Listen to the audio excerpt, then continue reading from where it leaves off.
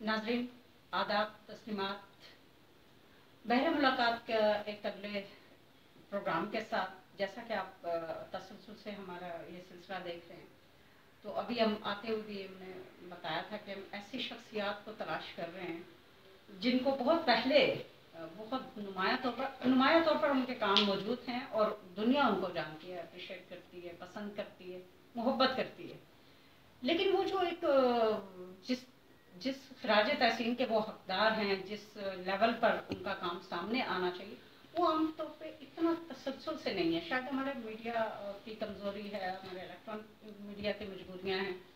तो जो अदबी फ़िज़ा है वो किसी मुल्क की असल साख होती है, उसका एक सॉफ्ट इमेज, उसका एक कल्चर, उसका तहजीब, उसकी गवाह होती है।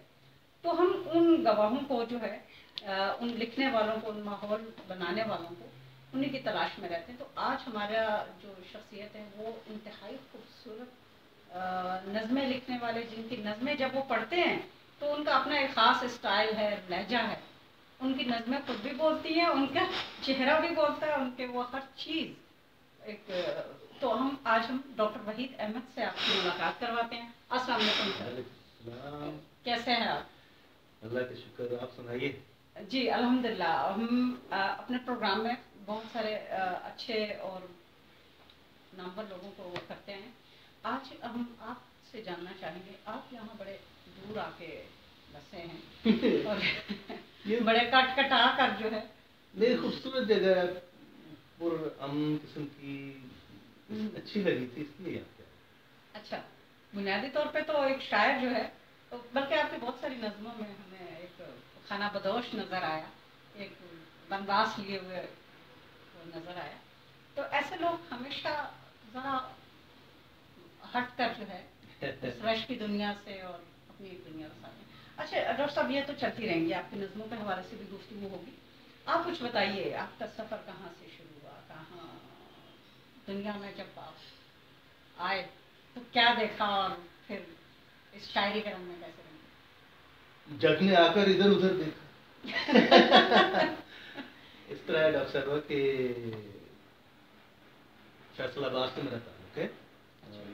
लाइलपुर, उस वक्त तो लाइलपुर था, प्यार कैबिया में उसे लाइलपुर कहते हैं। हाँ, वो जो उस मज़ा है। हाँ, तो मेरा ताल्लुक उससे है, मेरे वालिदैन का, मेरे वालिद साहब और वालिदा दोनों, उनके गांव उस शहर के करीब थे, तो वहीं मैं पैदा हुआ। और उसके बाद खाना बदोशी, आप ठीक कह रही हैं, मतलब विरासत में है। शायद वालिद साहब भी इधर उधर घूमते फिरते रहते थे। अच्छा। मुलाजमत की वजह से तो शुरू में कुछ मैंने तालीम वहाँ फैसलाबाद से शुरू हुई। उसके बाद हम लोग मुल्तान चले गए। मुल्तान से मैंने प्राइमरी वहाँ से किया था। अच्छा। फिर हम लोग साहिवाल आए और मैट्रिक मैंने वहाँ से किया। फिर दोबारा से फैसलाबाद हम लोग आ गए और फिर मैंने एफएससी की, गवर्नमेंट कॉलेज, जो अब गवर्नमेंट कॉलेज यूनिवर्सिटी है फैसलाबाद। और फिर मैंने एमबीबीएस किया पंजाब मेडिकल कॉलेज फैसलाबाद। अच्छा। और फिर सर्जरी में और किया। तो ये जो शुरू की खाना बदोशी इस तरह से है। सही। तो जहाँ तक शेर कहने का या नज़्म कहने का, शायरी का, अदब का ताल्लुक है, तो उसमें कोई इसका ख़ानदानी कोई पस मंज़र नहीं है बिल्कुल। मतलब मैं कोई ऐसे ख़ानदान से बिलोंग नहीं करता जिस किताबों से या मतलब सादा ज़मींदार फैमिली से ताल्लुक है। मेरे वालिदैन का शायरी का दूर दूर नामो निशान नहीं है। सही। तो असल में ये शुरू हुआ काम जब मेरे वालिद साहब की पोस्टिंग जो है वो साहिवाल। अच्छा, ये भी गलबन मंटगमरी का इलाका। जी हाँ, उस वक्त साहिवाल हो गया था। अच्छा। ये 1971 से लेकर 74 तक हम लोग वहाँ थे। अच्छा। तो मैंने 8वीं से लेके 8th क्लास से 10th तक वहाँ मैं पढ़ा। अच्छा। हुआ यूं कि फ्री टाउन साहिवाल میں ہی مجید امجد صاحب بیٹھتے تھے اس وقت. اچھا جی واہ واہ، یعنی وہ اتنے ابتدا میں آپ کو جی ایسی اہم شخصیت سے جو جی. تو ہم لوگوں کو جب ادب پڑھایا گیا اسکول میں تو خوش قسمتی یہ ہے کہ جو استاد ملے وہ نہایت ہی پڑھے لکھے عالم تھے، اب بھی ہیں ماشاء اللہ لاہور میں. شریف حجازی ان کا نام ہے اور وہ مجید امجد کے دوست تھے.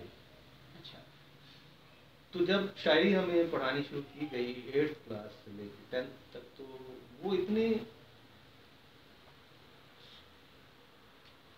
جادوئی طریقے سے پڑھائی گئی کہ اس کے سحر میں ابھی تک گرفتار.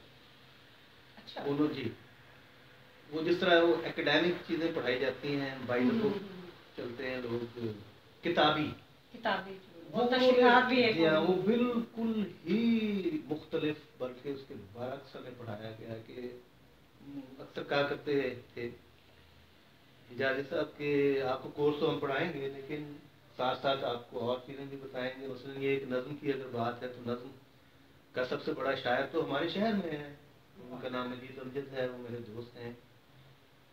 تو کورس میں تو ان کی نظمیں نہیں ظاہر کیوں ہوتی. ہمارا کلچر ہی ایسے، جیسے آپ نے شروع ابتدائی میں کہا کہ یہاں پہ ہمارا ماحول نہیں ہے، اس کی اونرشپ نہیں ہے، ادب نواز نہیں ہے، نہ گورنمنٹ کی اونرشپ ہے نہ کوئی اور ہے. یہاں پہ مسائل کوئی اور ہے اور وہ چلیں گے، اور اس میں خود رو لوگ پیدا ہوتے ہیں، خواہ وہ ادب کے میدان میں ہو، خواہ وہ موسیقی کے میدان میں، خواہ وہ فنون لطیفہ کی فنون لطیفہ میں بھی جس نے جان ماری ہے اپنے اس بیس پر. یہ میں وہ مثال دے رہا ہوں کہ انہوں نے کہا کہ آپ کو کورس پڑھایا جائے گا کہ آپ نے امتحان دینا، لیکن آپ کو وہ بتایا جائے گا جو اصل ہے. ٹھیک ہے. چنانچہ جب میں آپ کو نظمیں پڑھاؤں گا مشاہیر کی تو پھر آپ کو مجید امجد کی نظمیں بھی پڑھائیں گے اور بتائیں گے کہ نظم کیا ہوتی ہے. چنانچہ وہ ہمیں پڑھاتے تھے. پھر آپ کو جیسے کلاس میں 2-3 لوگ زیادہ دلچسپی لیتے ہیں کسی مضمون میں، تو ان میں بھی تھا جو کہ اردو اس شہر میں میں گرفتار ہو گیا اور انہوں نے مجھے فوکس کیا. اور ایک بار مجھے یاد ہے کہ یہ میرا خیال 1973 کی بات، گرمیوں کی چھٹیاں ہوئی تو انہوں نے مجھے کتاب دی حجازی صاحب نے کہ یہ شب رفتہ ہے اس کا نام. اچھا. اور یہ مجید امجد صاحب کی کتاب ہے اور اس کے اندر لکھا ہوا تھا شریف حجازی کے نام نگہ مجید امجد کے سائن. تو کہتے ہیں کہ تم اسے پڑھنا اور سب کی سب پڑھو کتاب، جہاں سمجھنا آئے مجھ سے پوچھو، یہ نظم ہوتی ہے. تو میں نے اس زمانے میں فوٹو کاپیئر نہیں ہوا کرتے تھے، تو میں نے ایک دستہ خریدا اور اس پہ یہ ساری کتاب لکھ دی، پوری کتاب شروع سے لے کے آخر تک. اچھا وہ لکھتے لکھتے لکھتے نظم جو ہے وہ کھلنی شروع ہوئی، اس کا آہنگ کھلنا شروع ہوا، مجھے سمجھ آنا شروع ہوا. کچھ جو نہیں سمجھ آتا تھا وہ پھر میں جاتا تھا اور سمجھتا تھا حجازی صاحب سے کہ یہاں پہ یہ آہنگ سمجھ نہیں آ رہا ہے یا اس کے معنی سمجھ نہیں آ رہے.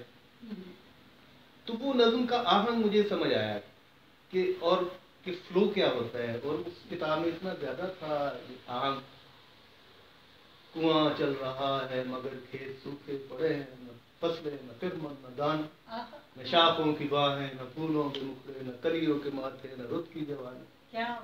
گزرتا ہے کیاروں کے پیاسے کناروں کو جب چیرتا تیز رخ خوں رنگ پانی، کہ جیسے وہ زخموں کی دکھتی تپکتی تہوں میں کسی بیشتر کی روانی.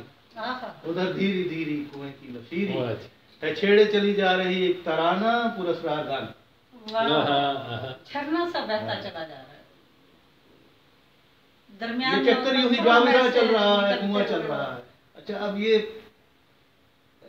سمجھ آتی تھی بات، کچھ باتیں سمجھ آتی تھیں، ریدم بہار سمجھ آتا ہے.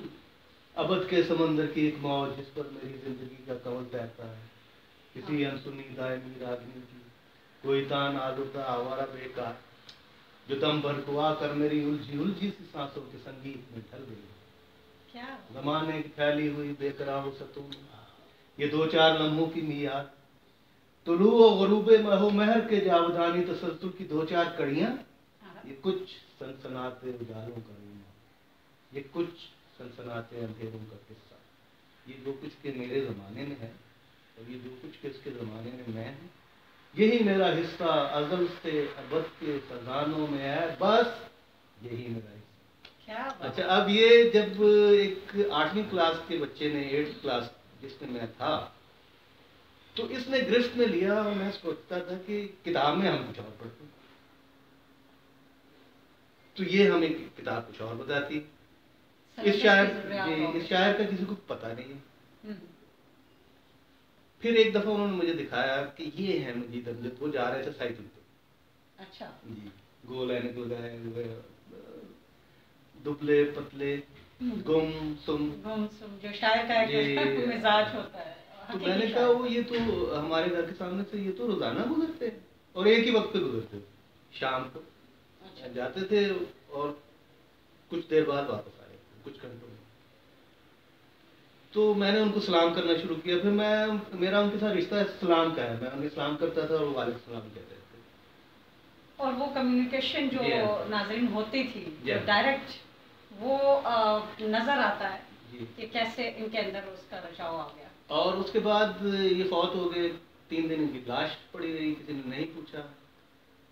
لیکن آپ سمجھ آتی ہے اس کی وجہ ہے. جی اچھا، اب بات یہ ہے کہ مشہور ہونا اور ہے.